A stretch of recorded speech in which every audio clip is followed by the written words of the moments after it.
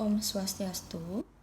Perkenalkan, nama saya Lohutu Epi Saila Sukamaji, NIM 191175. Saya mahasiswa STI, jurusan manajemen semester 3. Untuk memenuhi ujian akhir semester, jadi saya akan menjelaskan tentang strategi perusahaan untuk meminimalisir biaya produksi selama pandemi.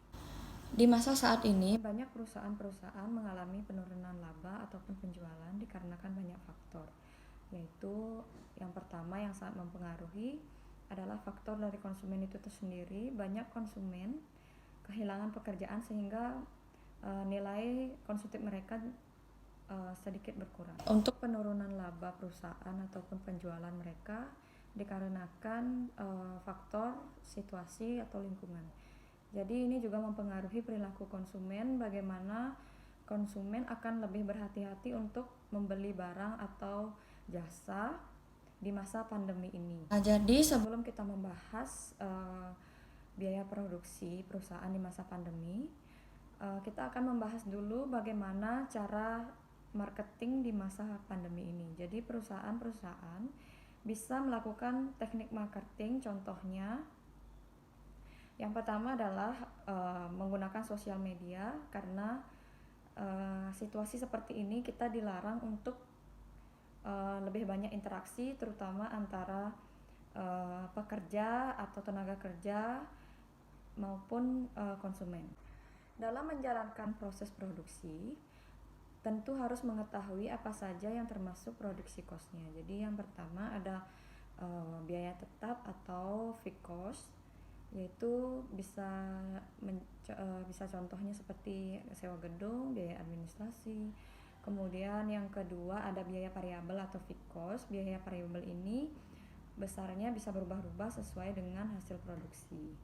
Nah, sebelum memproduksi barang, jadi perusahaan harus mencari tahu produk atau jasa yang dibutuhkan konsumen saat ini, yaitu dengan cara melakukan pendekatan ke konsumen, sehingga kita bisa melakukan inovasi-inovasi untuk produk-produk yang laku saat ini.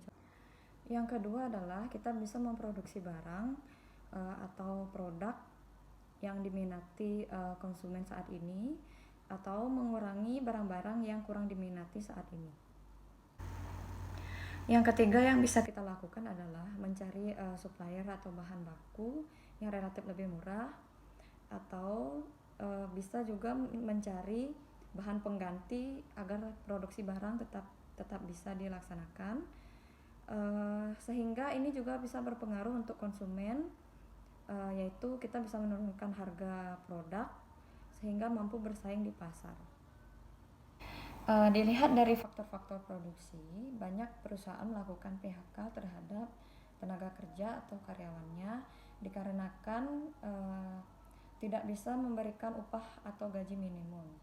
Nah, solusinya yaitu kita bisa memproduksi barang baru yang sedang diminati konsumen saat ini, sehingga kita tidak mengurangi jumlah karyawan dengan mengalihkan ke produk yang baru tanpa kita bisa melakukan PHK. Kemudian yang kelima adalah jika bahan baku saat ini turun, ada baiknya perusahaan membeli bahan baku dengan volume yang lebih besar, karena ini dapat menurunkan harga jual produk, dan juga untuk jangka panjang perusahaan akan mendapatkan keuntungan yang lebih banyak. Jadi untuk strategi yang keenam, apabila 1-5 strategi tersebut tidak bisa dilakukan oleh perusahaan karena faktor-faktor tertentu, jadi kita bisa melakukan pengurangan atau mengurangi biaya lain selain biaya produksi.